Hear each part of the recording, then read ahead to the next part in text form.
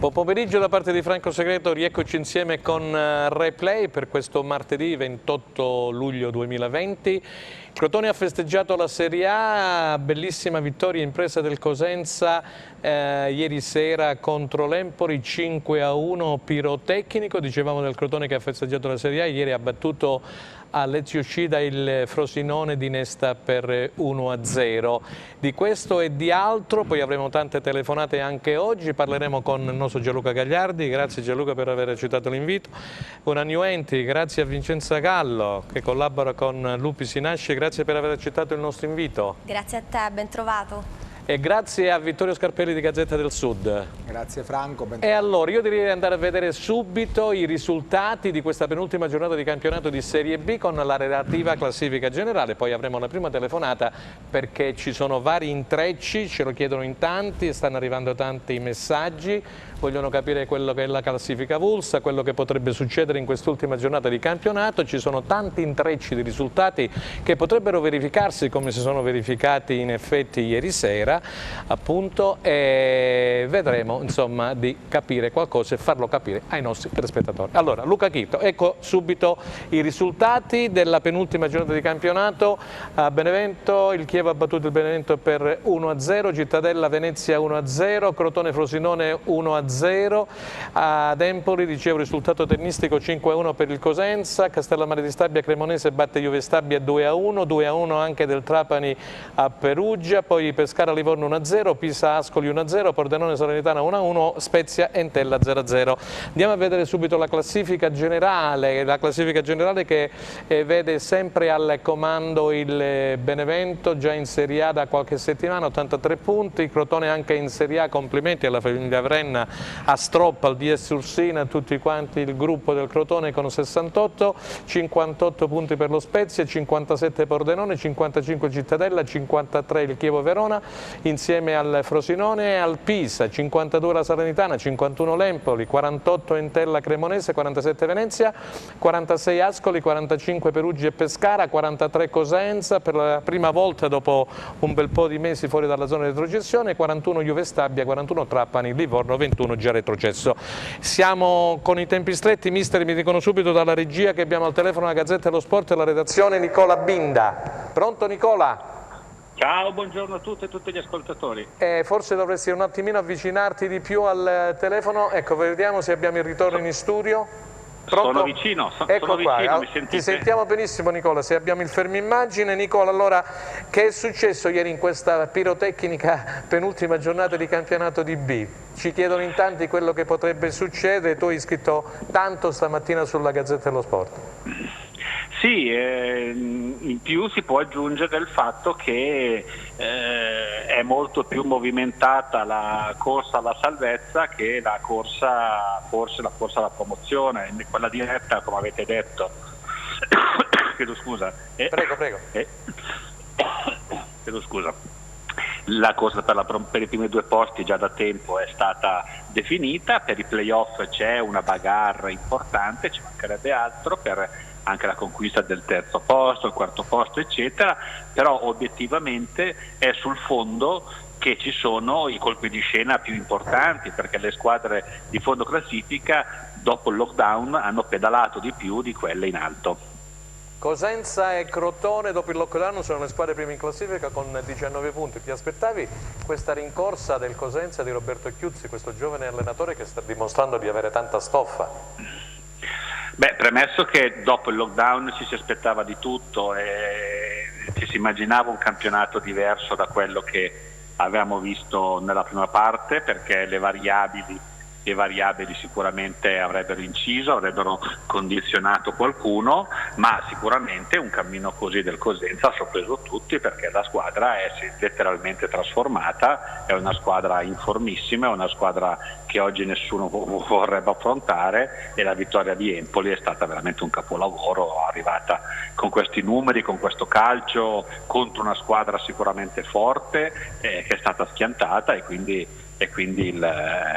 il Cosenza oggi è veramente una squadra che si merita la salvezza diretta. Senti, hai parlato anche delle Trapani, tu nel tuo fondo di questa mattina sulla Gazzetta dello Sport, il Trapani che aspetta questo punticino, si dice in giro dal collegio di garanzie, ma hai parlato anche di eventuali intrecci, quello che potrebbe succedere. Sì, dunque, il Trapani giovedì dovrebbe esserci questa sentenza, non so quante speranze possono avere di recuperare qualcosa. Se recuperano qualcosa allora tornano in gioco anche loro per il play-out o anche per il play-out, sì, però, o anche per la salvezza diretta, ci mancherebbe, no, per il play-out credo solo loro solo per il play-out. Però io credo che abbiano poche speranze di riavere punti perché la sentenza di secondo grado è stata molto chiara, sì. Però ripeto, quando si va alla giustizia sportiva le sorprese sono sempre dietro l'angolo, quindi sbilanciarsi preferirei evitarlo.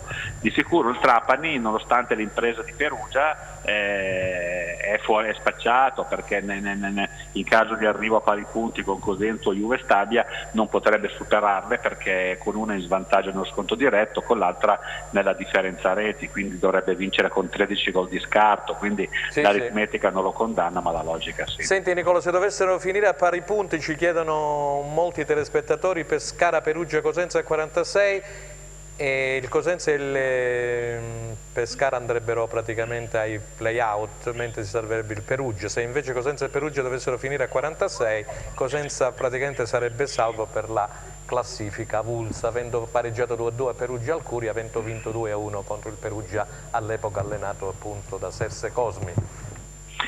Sì, adesso le combinazioni sono tante perché ci sono 15 squadre ancora su 20 che hanno degli traguardi da inseguire, quindi venerdì avremo tutte quante partite vere, forse sì, solo Trapani-Crotone mi sembra l'unica partita inutile. Tutte le altre partite avranno un significato perché ogni squadra ha un obiettivo da raggiungere. C'è anche lo sconto diretto fra Venezia e Perugia che è molto, come lo molto vedi? Perché anche Chievo-Pescara è una bella gamba la partita.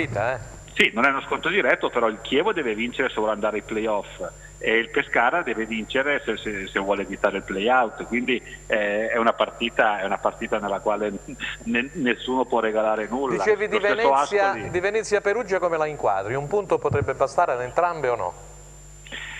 Beh, dunque il Perugia andrebbe a 46, a 46 punti non è detto che sei fuori, soprattutto se il Pescara fa risultato. L'Ascoli almeno un punto contro il Benevento dovrebbe farlo in teoria, sì. Però a Venezia e Perugia un pareggio potrebbe anche bastare, però ripeto, dipende dal risultato del Pescara che potrebbe mettere in difficoltà il Perugia, quindi si gioca proprio tutte partite sul aperte. Filo di lana, insomma, dai. Sì, ci sono solo le due promosse, il Livorno e poi Cremonese ed Entella che sono salve e sono fuori da ogni gioco. Tutte le altre hanno qualcosa da chiedere, anche quelle nei play-off.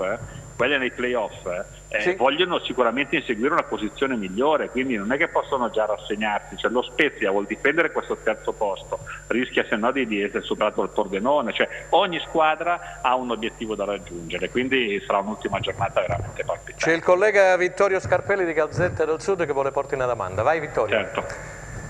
Ciao Nicola, giusto una piccola chiosa, il Perugia deve guardarsi anche dal Cosenza, non solo dal Pescara, perché se anche il Pescara dovesse perdere e il Cosenza vincere, comunque sarebbe play-out, quindi gli incroci sono molteplici.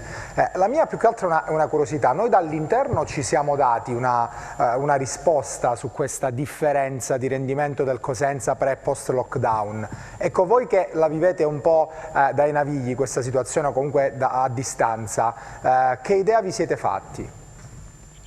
Ma di una squadra che prima non era riuscita a esprimere il suo potenziale, di una squadra che prima aveva vissuto degli equivoci tattici sicuramente, con dei cambi di modulo che non hanno esaltato le qualità dei singoli giocatori, ed è sorprendente il fatto che a capirci qualcosa sia stato un allenatore giovane e debuttante come Occhiuzzi e non due allenatori navigati e preparati come Braglia e Pillon. Ecco, il fatto che sia stato questo ragazzo a capirne di più sicuramente dà merito al suo lavoro. Poi ripeto, dopo il lockdown erano tutto quanto è cambiato, quindi i valori sono cambiati in tutte le squadre.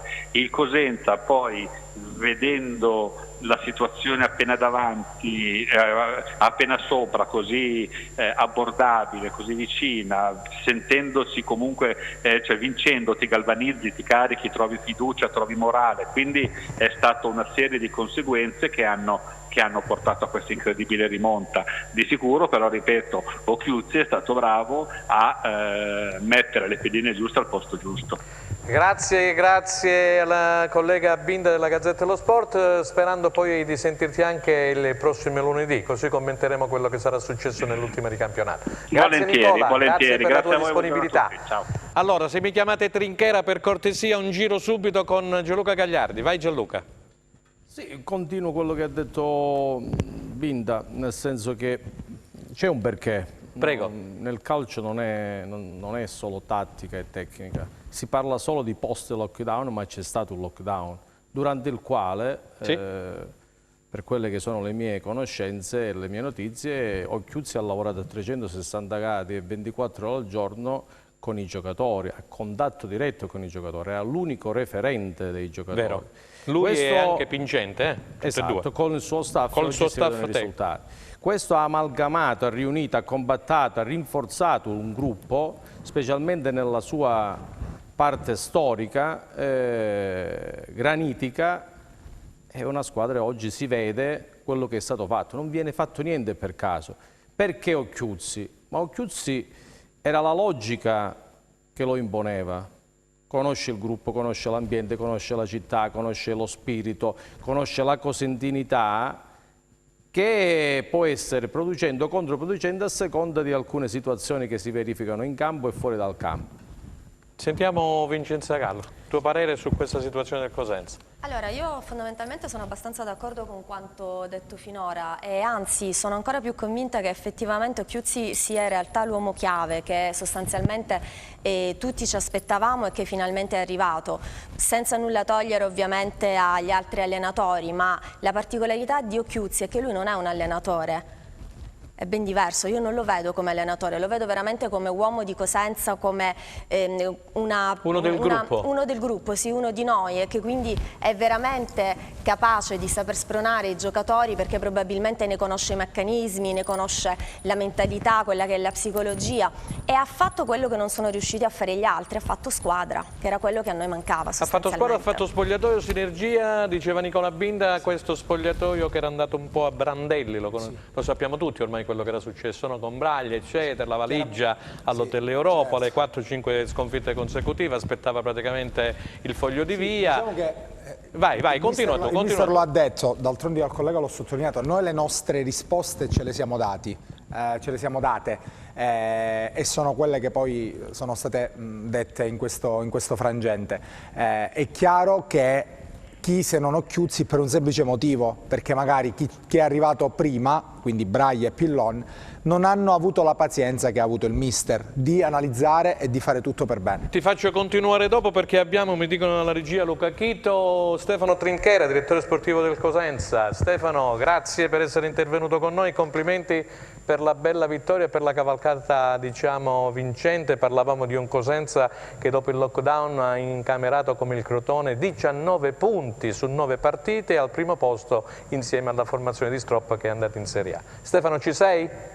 Sì, grazie a voi, buon pomeriggio Franco.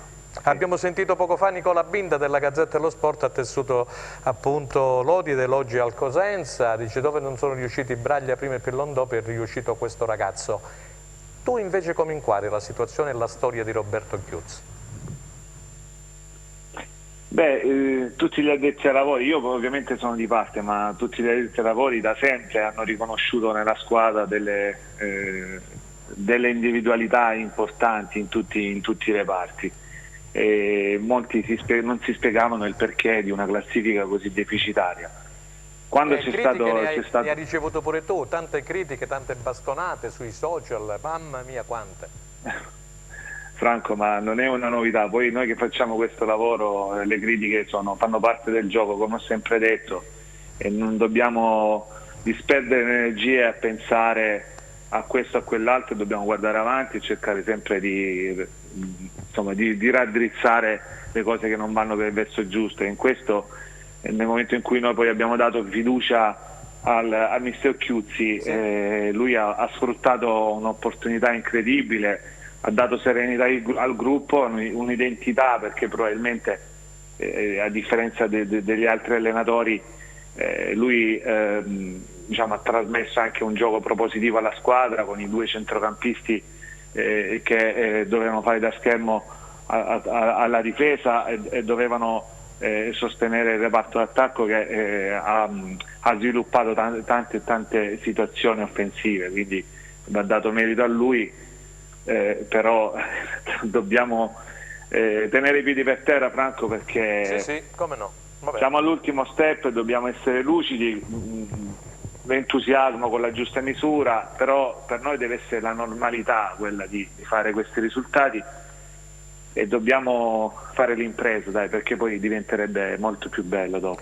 Allora, io in studio c'ho mister Gianluca Gagliardi, c'ho Vincenza Gallo, una collega giovane, una che si occupa di calcio, e Vittorio Scarpelli di Gazzetta del Sud. Vediamo se qualcuno vuole porre una domanda, naturalmente, al direttore sportivo del Cosenza. Potete subito approfittarne anche per gli amici che ci seguono da casa. Vai Vittorio. Direttore, buon pomeriggio Ciao, innanzitutto. Allora, ciò che hai detto prima secondo me è interessante, ovvero l'idea di questi due centrocampisti davanti alla difesa. Ecco, stavamo cercando di capire in cosa abbiano sbagliato gli allenatori precedenti rispetto ad Occhiuzzi. Secondo me la pazienza è una parola chiave, perché io ricordo che la primissima partita del Cosenza, non vorrei sbagliarmi, o comunque una delle prime, con Braglia, al derby di Crotone se non sbaglio, con Braglia si giocò con i due centrocampisti centrali che erano proprio Sciaudone e Bruccini, se non ricordo male. E poi la cosa venne accantonata, nonostante il Cosenza non ne uscì male dal derby, anzi pareggiò secondo me anche meritatamente.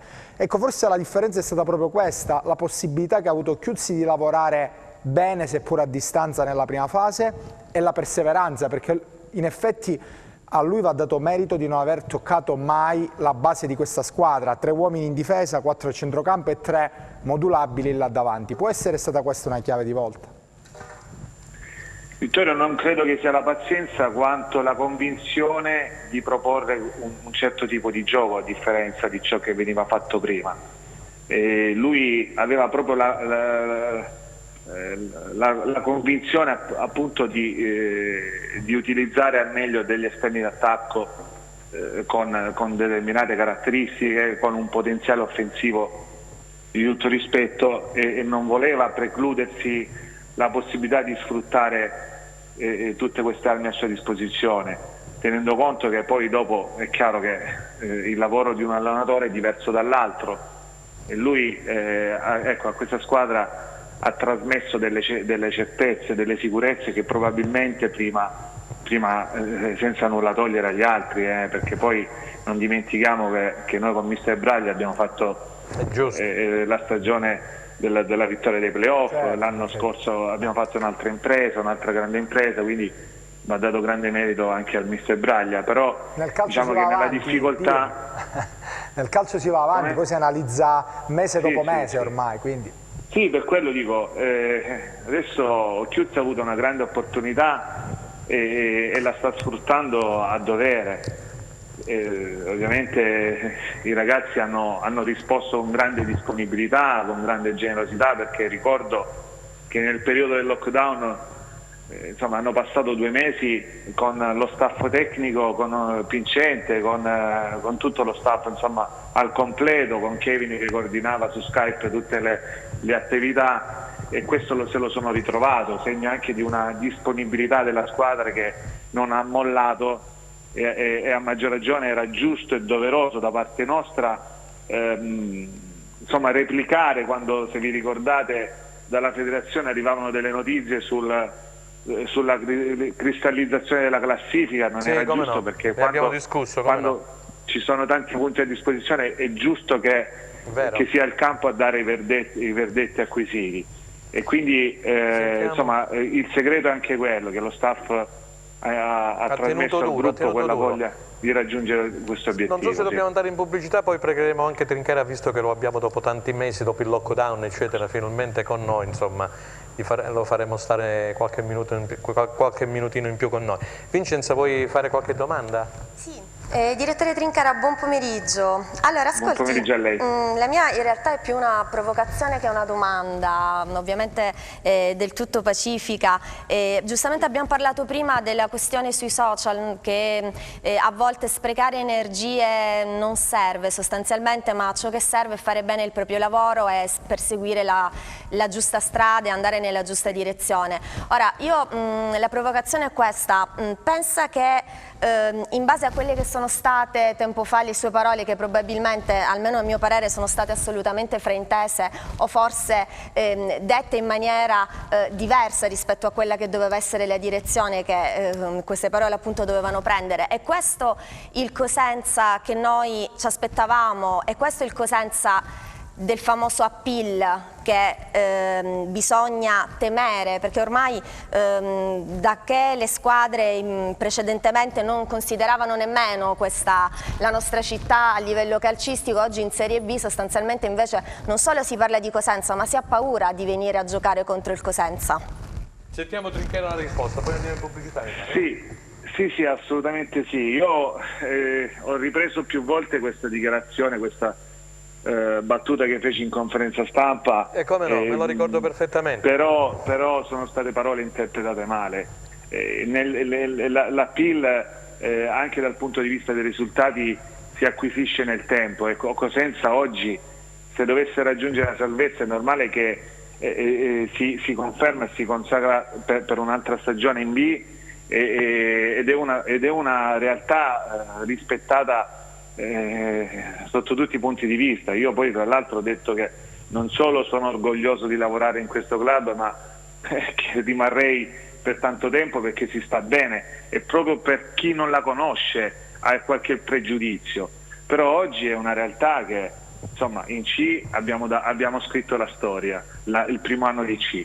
L'anno scorso abbiamo fatto una grande impresa, e quest'anno stiamo cercando di ripeterci, e con tutti i calciatori che sono passati da Cosenza, ma non è che lo devo dire io, da Ocherega a Dermago, a Tutino, a Palmiero, a Rivière, a Canotè, a tanti altri, che comunque abbiamo dato anche un segnale di valorizzazione, di fare calcio in una certa maniera. Poi è normale, quando i risultati non arrivano, purtroppo tutto questo viene messo in discussione, ma fa parte del gioco. Sentiamo un attimino il mister Gagliardi per Trinchera. Nel frattempo, se dobbiamo andare in pubblicità, fatemi in segno, così poi continuiamo dopo. Vai mister. Tanto buonasera direttore. Allora, buonasera mister. Io non credo a un modulo vincente, io credo a un gruppo vincente, io credo a dei valori che deve avere un gruppo, credo nelle regole che devono avere i giocatori da rispettare, e poi si parla del resto. Io penso che adesso il Cosenza abbia ritrovato questo gruppo, queste regole, questa abnegazione e spirito di sacrificio che evidenzio da subito prima di vedere l'immagine, con la rincorsa di Rivière in ogni zona di campo. Questo secondo me è quello che in questo momento sta facendo sì che il Cosenza, attenzione, incrociamo le dita, si possa giocare una chance di salvezza diretta. Allora, la domanda l'ha posta mister Gagliardi. Stefano, posso chiederti la cortesia personale di restare con noi subito dopo la pubblicità, qualche minutino, così hai tutto il tempo di preparare la risposta. Andiamo in pubblicità e ritorniamo fra qualche minuto. Grazie, restate con noi.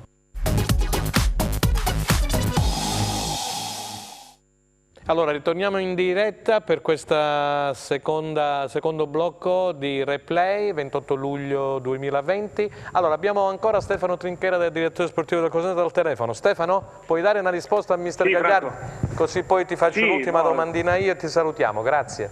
Avevo risposto prima, e qui c'è stato un grande spirito di gruppo che si è compattato nella difficoltà. I ragazzi poi nel periodo di marzo-aprile, se vi ricordate, con questo terrore della pandemia, non erano nemmeno obbligati a stare lì quotidianamente a sviluppare quell'attività che veniva indirizzata dallo staff tecnico. Eppure con spirito di sacrificio hanno seguito le direttive di Occhiuzzi e dello staff, e quindi questi poi sono i risultati. Il mister è maniacale nel suo lavoro, e le cose non vengono mai per caso. Senti, Credo che Stefano, giusto per chiudere a volo, poi non so, Vittorio vuole aggiungere qualcosina, Vittorio Scarpelli. E potrebbero esserci, come dicevamo con Nicola Binda della Gazzetta dello Sport poco fa, tanti intrecci. Intanto il Cosenza, voglio dire, può giocare su 2 risultati su 3, la vittoria in primis contro la Juve Stabia venerdì sera. Guarda Franco, sono molto sintetico. Sì. Noi ieri, quando siamo arrivati, già dopo la partita in casa, l'ultima partita in casa che abbiamo fatto contro il Pisa, vedevo che qualcuno faceva i calcoli. Io ho ribadito più volte ai ragazzi che i calcoli non se ne devono fare assolutamente, perché poi si perde di vista l'obiettivo primario, che è quello di vincere con la Juve Stabia. Poi quando l'arbitro fischierà la fine tireremo le somme. E la cosa più importante, che conta di più per noi, è vincere con la Juve Stabia. Peccato che non ci sia il pubblico, perché scrivono in tanti, leggerò poi qualche messaggio, ma ci sarà molta gente, ci saranno molti tifosi ad applaudire ed aspettare la squadra poi venerdì, come è stato fatto la volta scorsa, insomma, su Viale Magna Grecia, ad applaudire il pullman del Cosenza Calcio. Vittorio, volevi aggiungere in chiusura qualcosa? Rapidissimo, quanto ci sei rimasto male di Canutè e di Pierini? Guarda Vittorio, io di Pierini non tanto, perché lui ha accusato, io non sono un dottore, non l'ho visitato, ma chi l'ha visitato gli ha riscontrato un problema di pubalgia che si è verificato soprattutto nel periodo di ferro. Quindi non posso pensare male, devo prendere atto anche dei certificati presenti.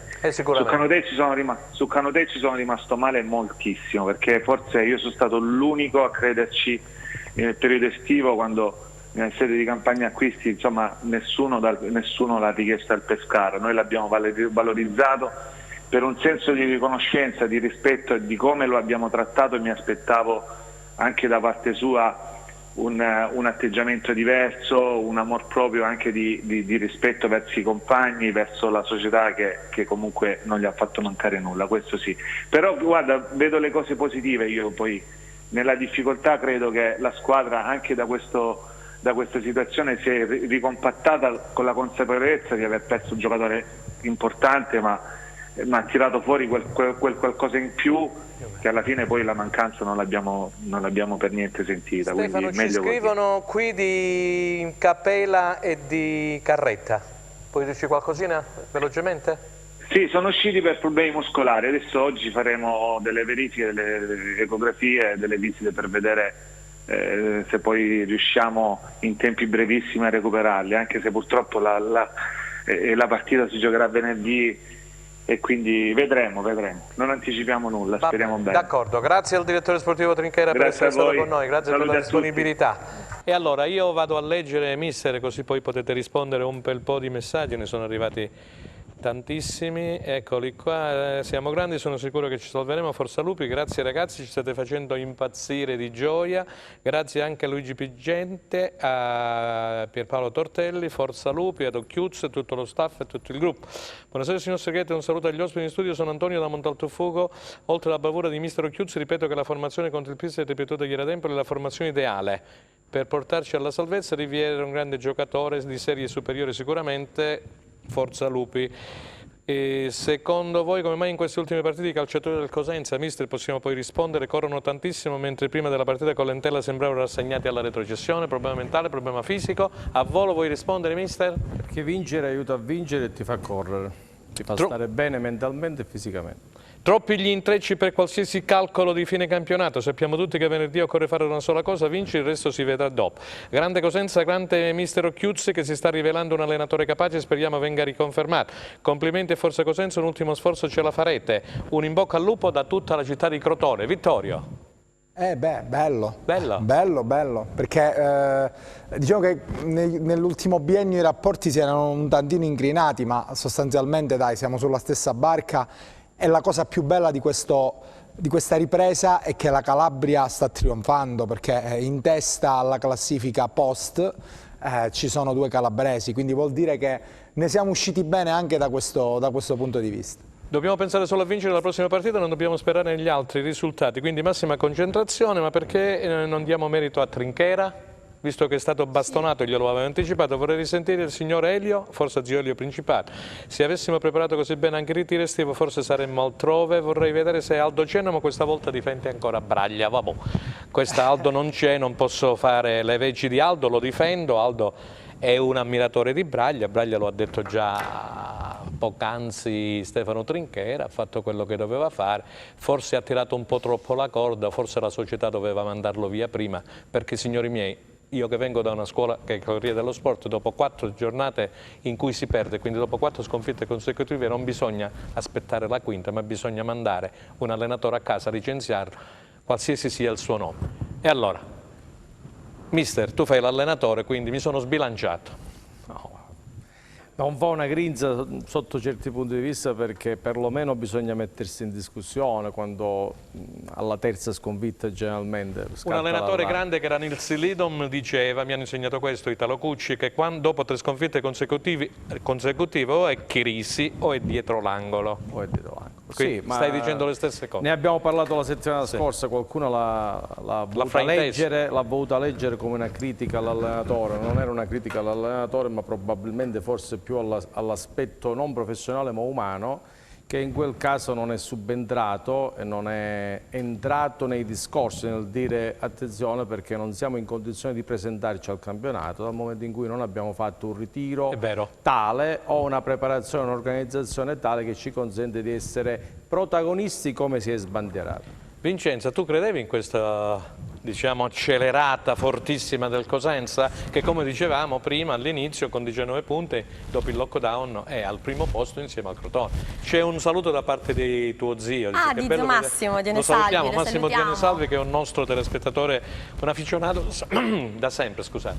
Ma guarda, tu lo sai Franco, veramente tutta la mia famiglia è molto affezionata sia a te e alle tue trasmissioni in generale, ma soprattutto siamo tanto vicini al Cosenza, quindi sì, saluto tutto e ti ringrazio per averlo fatto. E io sinceramente dopo il lockdown mentirei se ti dicessi che ero assolutamente fiduciosa, perché non lo ero, sono sincera. E subito dopo il lockdown invece ho ritrovato una squadra assolutamente competente, con tanta voglia di fare, con voglia di sudare la maglia, quindi che ben vengano questi risultati e che ben venga questo nuovo Cosenza, perché questo è il Cosenza che ci piace, nel bene o nel male. Non è importante alla fine vincere, anche se oggi è importante vincere, ma quello che conta, penso, per la città di Cosenza è ritrovare dei giocatori che veramente hanno voglia di fare bene, e oggi ce lo stanno dimostrando. Giusva Branca, collega da Reggio Calabria, che segue la regina.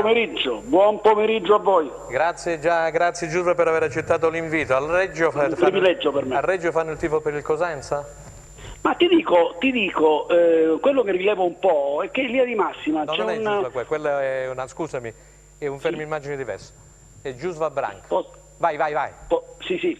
Dicevo che rilevo una certa simpatia con la quale si segue questa rincorsa del Cosenza, sì. Quasi come se ci fosse voglia di ritrovarsi su palcoscenici nazionali, quella della Serie B, no? E quindi non incrociarsi. Poi ovviamente c'è qualcuno che rispetto al quale il campanile prevale, il campanile tra l'altro brutto, perché il campanile secondo me è tale quando si punta a vincere sul campo, non a eliminare l'avversario. Però al di là di questo c'è una discreta simpatia con la quale viene seguita questa rincorsa del Cosenza, francamente in attesa a un certo punto del campionato, no?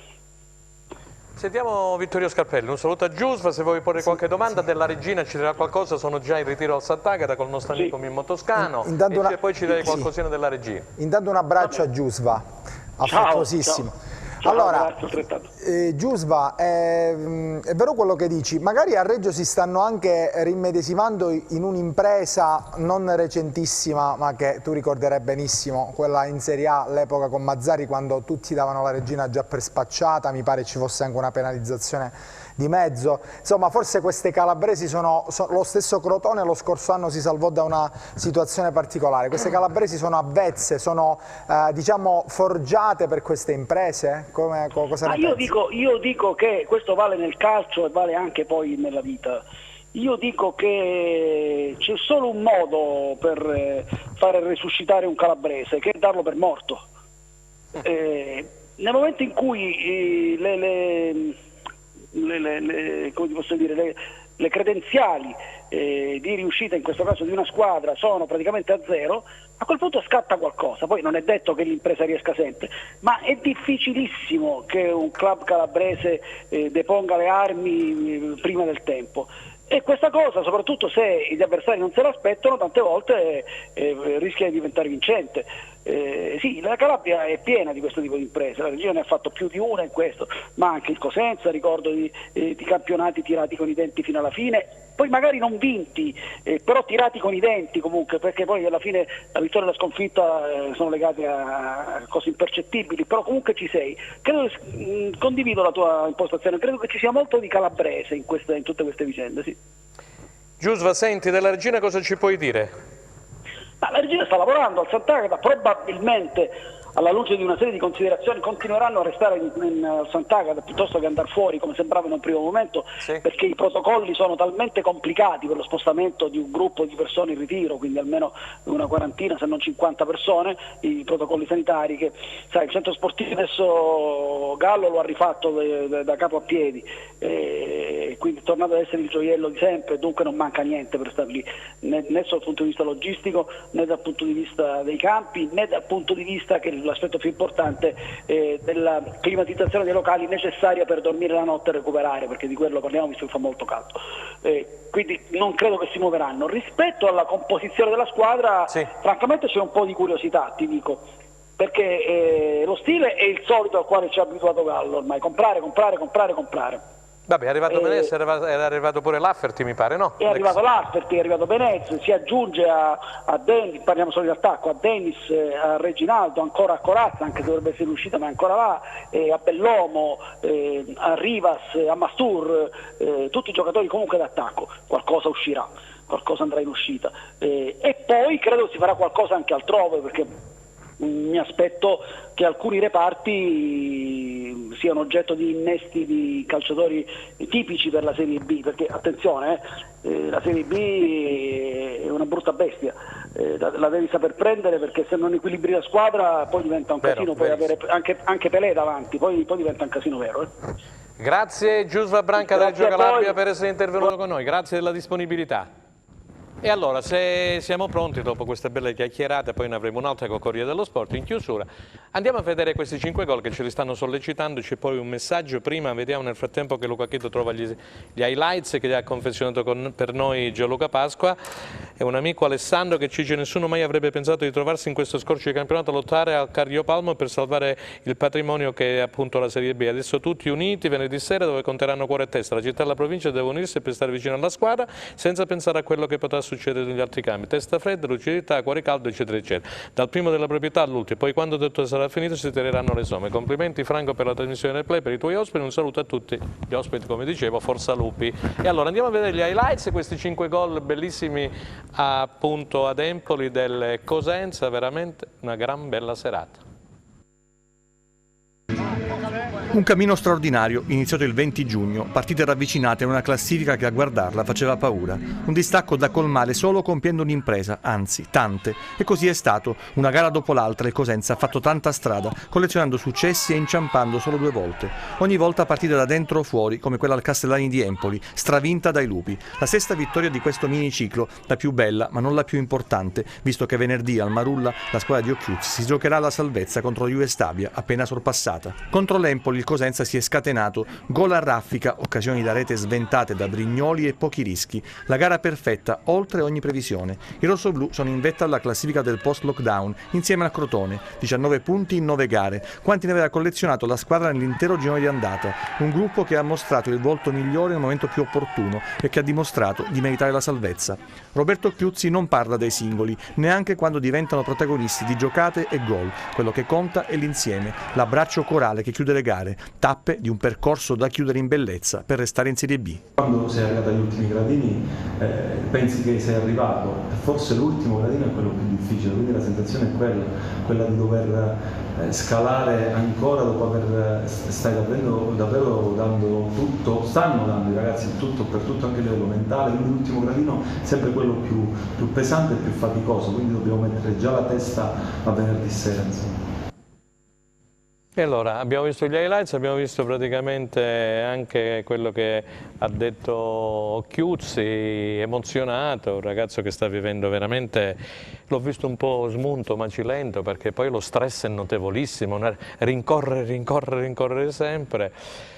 Franco, perdonami, puoi chiedere a mister Gagliardi se ritiene anche lui che, dunque, se Occhiuzzi fosse stato il direttore d'orchestra dall'inizio, i Lupi oggi probabilmente sarebbero nei quartieri alti della classifica? Vabbè, questo col senno del poi, sei mani nel calcio, l'amico Massimo, Dione Salvi. Un tuo parere? No, non è una risposta che si può dare perché, ripeto, nel dirlo molti non danno il giusto significato quando si parla di post-lockdown, Sì.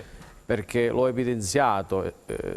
Si deve parlare di quello che è stato fatto ed è successo nel lockdown, perché questo fenomeno purtroppo ai noi che ci ha bloccato, cioè, come tutte le grandi, diciamo, disavventure ci uniscono, specialmente al nostro popolo che ce l'ha nell'anima, no? Quando nelle difficoltà reagisce unendosi, facendo gruppo, eccetera, eccetera. Questo ha fatto. Hai visto tu ieri cosa è successo? Poi ce lo faremo dire da Vincenzo sui social. L'ansia, metà rossa, metà blu, sono pronti i pacchetti di sigarette, sono pronti lo Xanax, il Lexotan, abbiamo il tè, abbiamo la camomilla, cioè ne ho lette di tutte e di ieri più. Ho usato questa parafrasi dicendo appunto che il Cosenza viaggiava in Ferrari, l'Empoli era indiana, questo non sminuisce la prestazione di una squadra quasi perfetta che ha sfruttato al massimo tutti gli errori dell'Empoli, ma si evidenziava, ecco, io l'ho evidenziato ancora una volta, guardate, fate rivedere, no, l'azione del gol di Baez dopo un tacco meraviglioso. Vediamo se la trova Luca Chito in regia, poi ringrazio anche Massimo Pino che dirige la camera. Questa cosa che per i giovani è ancora più importante. Rivière non si ferma al tacco, quindi non pensa che giocata che ho fatto. No, vediamo, siccome sono tanti gol, e stava per superare lo stesso Baez che stava facendo gol. Quella è la fotografia del Cosenza attuale. Ci chiedono, dice, il Cosenza potrebbe spendere cifre importanti per avere il prossimo anno Rivière, poi sono problemi della società, problemi del Presidente. Cosa scriverai per domani, Vittorio? Sicuramente purtroppo è difficile fare calcoli, ma noi faremo, comunque cercheremo di dare le idee chiare, una tabella chiara e sì, sicuramente. Vabbè, abbiamo sentito Nicola Pinto, lo sentiremo anche Nicola Calzone. Ma i calcoli lasciano il tempo che trovano, sia chiaro. Bisogna vincere perché il Cosenza è andato avanti con questa mentalità. Io ricordo anche discorsi del tipo ma un pareggino a Empoli, ma dopo aver visto la squadra come è entrata in campo a Empoli penso che non avesse minimamente creduto per un secondo di volerla pareggiare. Ecco qua, ha trovato il nostro Luca Chito l'azione, ecco c'è il Rivière che praticamente è a fianco. La vogliamo rivedere col replay così come dice il titolo della nostra trasmissione? 70° dopo 8 partite consecutive. Sì, ma infatti io ho sempre evidenziato una cosa di Rivière, che aveva 60 minuti costantemente massimo nelle gambe, poi spariva dalla partita. Ieri è stato un continuo dal primo al 90°, dando un esempio meraviglioso al resto della squadra, perché quando hai un giocatore così in avanti, che dà l'esempio sia in fase di possesso che in fase di non possesso, ne giova tutta la squadra. Ok, allora guarda qui c'è Baez e Brignoli è stato ieri uno dei migliori in campo, il portiere. Oddio, su un paio di gol, oh no, c'è da discutere. Vabbè, nel senso che qualche gol però ha parato su Rivière, mi riferivo su Rivière. Si è fatto perdonare. Si è fatto perdonare, ha fatto 3 grossi interventi su Rivière. Allora Vincenza, sui social, dimmi qualcosina, tu che frequenti il mondo dei social. Allora guarda Franco, ieri prima della partita in realtà Ansia. ma sì, ma in tutti, proprio con la Z scritto enorme, c'era Lexotan, c'era di tutto, assolutamente sì, prima la partita è stata veramente una cosa aberrante. Guarda, io personalmente arrivato a un certo punto... Queste 21 non arrivavano mai? Non arrivavano, noi abbiamo fatto il pre-partita con Lupi si nasce FM dalle 20 alle 21, ma ci sono arrivati una marea di commenti di gente e la palpavi davvero l'ansia. Poi il dopo però è stato, credimi, spettacolare perché leggere di contro le stesse persone che avevano scritto ansia, che sostanzialmente non ci credevano a questo 5-1 che è stata veramente un'impresa epica, molti l'hanno definita un'impresa epica. Chapeau.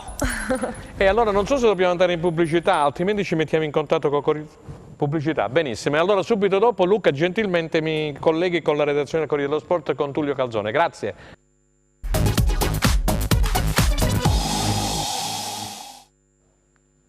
Allora dicevamo terza ed ultima parte di replay, si parlava di che cosa? Abbiamo una telefonata? Benissimo, allora abbiamo una telefonata perché il tempo stringe. Tullio Calzone dal Corriere dello Sport, grazie Tullio per essere intervenuto, buon pomeriggio. Grazie a voi per l'invito, buon pomeriggio a te. Allora, abbiamo avuto Stefano Trinchera, abbiamo avuto Nicola Binda, si parla sui calcoli, mica calcoli eccetera, insomma ieri è successo qualcosa di importante in questa penultima giornata di campionato, caro Tullio, sono saltati alcuni equilibri. Il Cosenza in questo è stato praticamente quello che ha portato la bandiera, con questo 5-1 di Empoli. Il Corriere dello Sport ha dato un'apertura importante questa mattina appunto alla partita di Empoli. Allora, come inquadriamo la situazione e la parte finale del campionato, quindi gli ultimi 90 minuti. A te la parola, Tullio. Ma la situazione è molto semplice, adesso il Cosenza ha il proprio destino nelle proprie mani e deve battere assolutamente la Juve Stabia nello scontro diretto. Si affrontano due squadre dai destini opposti eppure incrociati, perché il Cosenza, come avrete certamente rimarcato, è la squadra che dopo lockdown insieme al Crotone ha fatto più punti di tutti, ne ha fatti 19. Quindi ha un rendimento da promozione diretta, direi. Mentre la Juve Stabia è stato un disastro, perché ha perso tutto il margine di punti che aveva, di certezze che aveva, probabilmente anche un crollo dovuto anche a fattori ambientali, a diatribe all'interno della società, a rumors attorno al futuro dell'allenatore, e quindi questa squadra che non aveva fatto bene prima fino all'interruzione del campionato è inaspettatamente crollata. La partita di ieri è stata la lente di ingrandimento di questa stagione e questo favorisce il Cosenza. Ovviamente nei pronostici di inizio settimana poi bisognerà vedere come ci si arriva, in che condizioni si arriva venerdì sera e che tensioni ci saranno per questa partita, che comunque sarà da tripla, perché pensare di aver vinto direttamente sarebbe un errore gravissimo. Lo ha commesso l'Empoli ieri sera, è stato travolto da questa squadra che sta meravigliando un po' tutti. Occhiuzzi è sicuramente il tecnico del momento, per quanto ha fatto vedere anche per calcio, ma questo dimostra anche che molto probabilmente il Cosenza non era una squadra così scarsa come qualcuno sosteneva, anzi è una squadra di personalità, che ha calciatori di personalità che proprio in questo frangente sono stati decisivi. Certo non basterà solo battere la Juve Stabia, perché voi sapete che c'è... E lì voleva arrivare.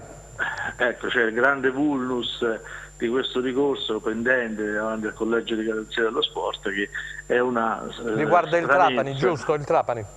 Ovviamente il Trapani, che è stato sanzionato con 2 punti, nel primo appello gli è stato tolto 1, adesso il Collegio di Garanzia, la Federcalcio ha fatto ricorso, il Collegio di Garanzia c'è pendente questo ricorso, perché gliene sono stati dati 2 poi in secondo grado, e il Trapani ovviamente si è appellato e vedremo giovedì, mi pare che si discuterà, giusto?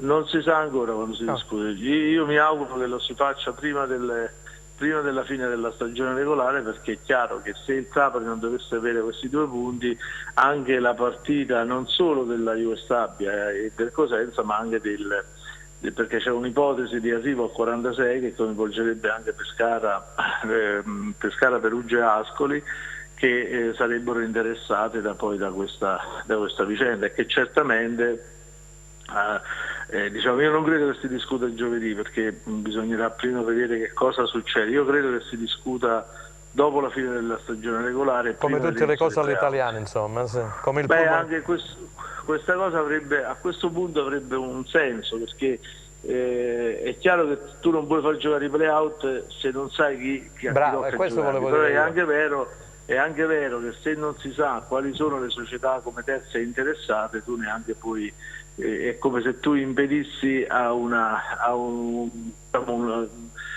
legittimamente di presentarsi in giudizio a squadre che potrebbero essere interessate invece dal giudizio stesso.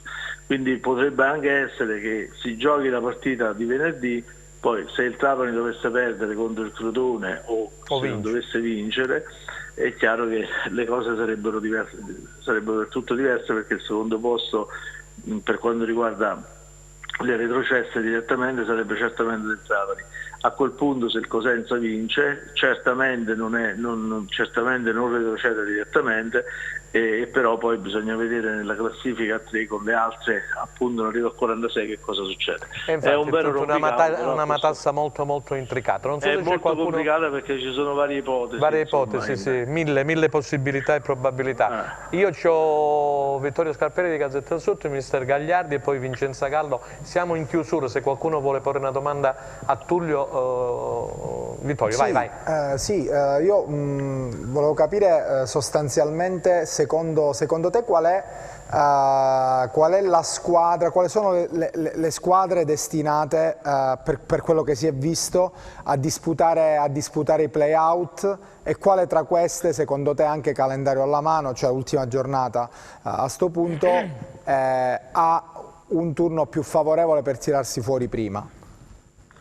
Ma guarda, gli ultimi risultati hanno dimostrato che non fare pronostici è azzardatissimo, non solo perché stiamo giocando a luglio e di solito in questo periodo ci si prepara alla nuova stagione, quindi bisogna vedere mentalmente come sono arrivate le squadre. Guardando, applicando schemi diciamo tradizionali, consueti, noi possiamo dire che le difficoltà maggiori certamente ce l'hanno le squadre che giocano fuori casa contro avversari che hanno ancora obiettivi contendibili, quindi è chiaro che il Pescara ha una partita molto difficile a Chievo, perché il Chievo, se dovesse sbagliare, verrebbe risucchiato poi nuovamente dalle squadre che inseguono i playoff. Il Perugia sulla carta potrebbe andare bene anche un pareggio, ma c'è il rischio che dicevamo prima di trovarsi poi invischiati in una classifica avulsa, e se il Trapani restasse in gioco c'ha gli scontri diretti a proprio svantaggio. Quindi il Perugia lo vedo anche lì abbastanza complicata. Poi chiaramente la partita di tutte le partite, quella più difficile, è certamente quella della Juve Stabia, perché deve giocare contro la squadra più in forma del momento, più forte del momento, e quindi rischierà molto, tra l'altro avendo perso le certezze che Casetta aveva dato alla squadra.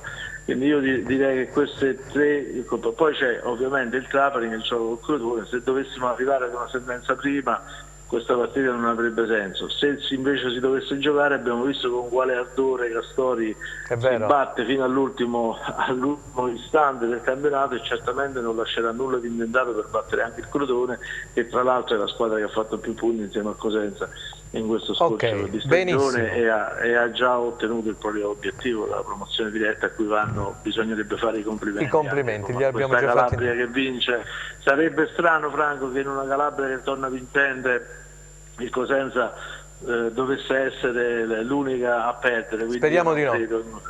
Io credo che anche il Cosenza alla fine festeggerà meritatamente questo servizio. Grazie Tullio per essere stato con noi, buon lavoro, grazie per la disponibilità. Allora, siamo in chiusura, ci fanno segno dalla regia, insomma abbiamo ascoltato i pareri di due capi redattori di giornali importanti nazionali come Gazzetta dello Sport Nicola Binde, come Testè appunto Tullio Calzone del Corriere dello Sport. Ci sono un mare di intrecci, ci mancava il discorso del Trapani, Nicola Binde diceva che forse giovedì, Tullio Calzone ha detto che probabilmente non si sa se prima o dopo l'ultima di campionato, le solite cose all'italiana, voglio dire. No? Il Cosenza, se dovesse vincere, non ha...